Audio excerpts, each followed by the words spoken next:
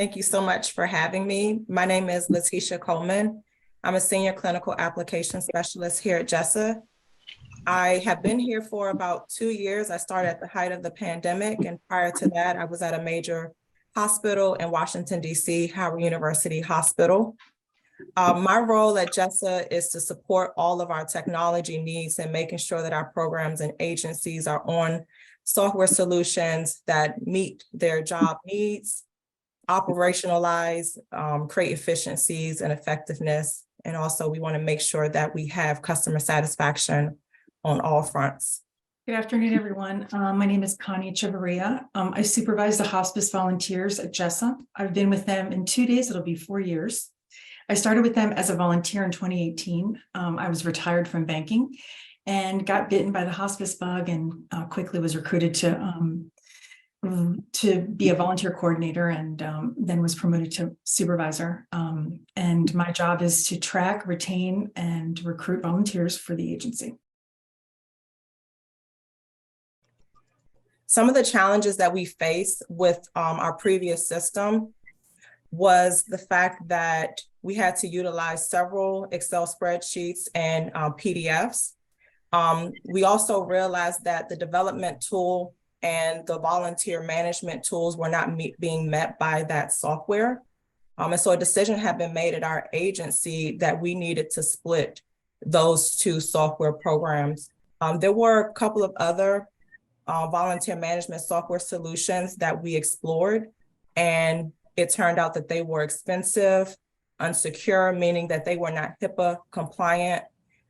They were non-customizable. And of course, we're going to have several types of programs that may require customization. And so they were either non-customizable or there was a very high price to customizing that solution that may not be supported by the vendor. One of the other things tied to the HIPAA compliance is that we did not find a solution that also supported the client to volunteer as well as the client to activity association that was required for our aging in place and hospice programs. And then I'll let Connie speak if you want to talk about some of those pain points that you had experienced in that previous Salesforce application. So yeah, one of the major ones was that because I supervise the hospice volunteers and those of us that do this work know how regulation heavy it is and audit heavy it is, I needed reporting to be much easier. It was not in our previous system and it was not customizable at all. So those were two of the major ones. Another thing too is it didn't offer an opportunity for volunteers to go ahead and log into the system themselves, schedule themselves, update their own profiles, and be a little bit more involved in the day-to-day admin of their own information. The decision to move to BI was influenced by our development, IT, executive leadership, hospice, and aging in place team. So we just want to emphasize how important it is to make sure that you're including all the parties and the stakeholders that are at your agency to make sure you're making the right decision for your programs and your agency. One of the biggest problems we had was there was a misconception that the CRM was going to be able to meet our needs.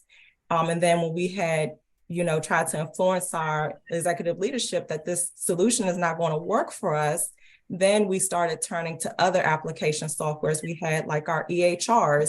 And so it's very important that you have everybody in the room to vet this out. And how we did that is that, and I wasn't a part of that, but Connie was, as well as the rest of our programs, is there's something called user requirements. And so you go through the user stories with everyone involved and you decide what are your must-haves and what would you like to have. And what are some optional things that you would like to see the software solution offer? And so that really helped us when we were doing the demos, checking off our boxes and deciding what our contenders would be. After all of those demos took place, we met back with our internal stakeholders and we went through all the demos and we selected like our top 5 or top 3 contenders, and then we explained why these were at the top of the list.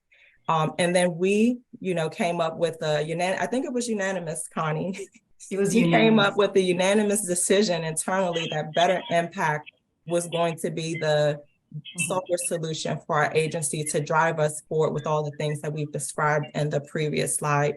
And then after that, we executed the quote, and then we got scheduled with our implementation.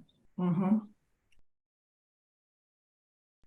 And then some of the reasons why we selected this volunteer and client impact system is, number one, most importantly, we put this at the top of the list, it's HIPAA compliant.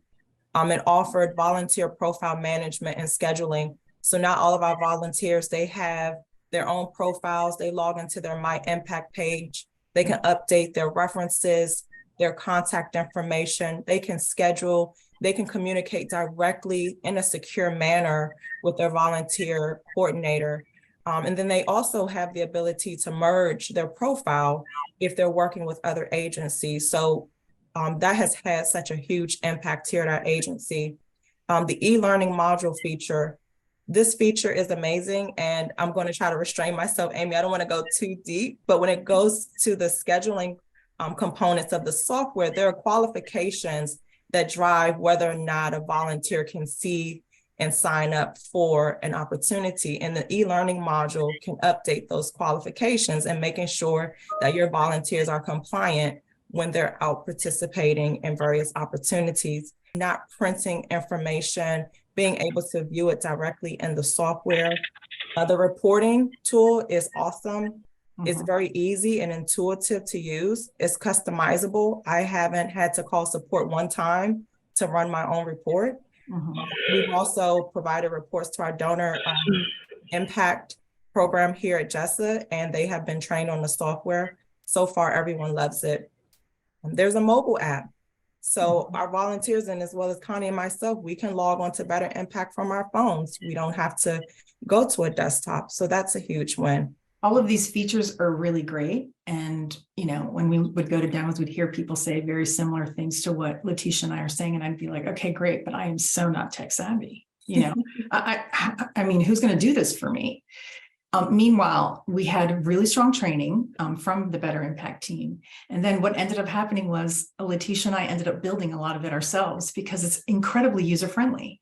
And if you can copy and paste a link, you can build your entire infrastructure in this system. So I can't emphasize that enough. For those of us that are not necessarily, you know, computer savvy and really, really familiar with IT, this is something that you will be able to do. If I can do it, anybody pretty much can.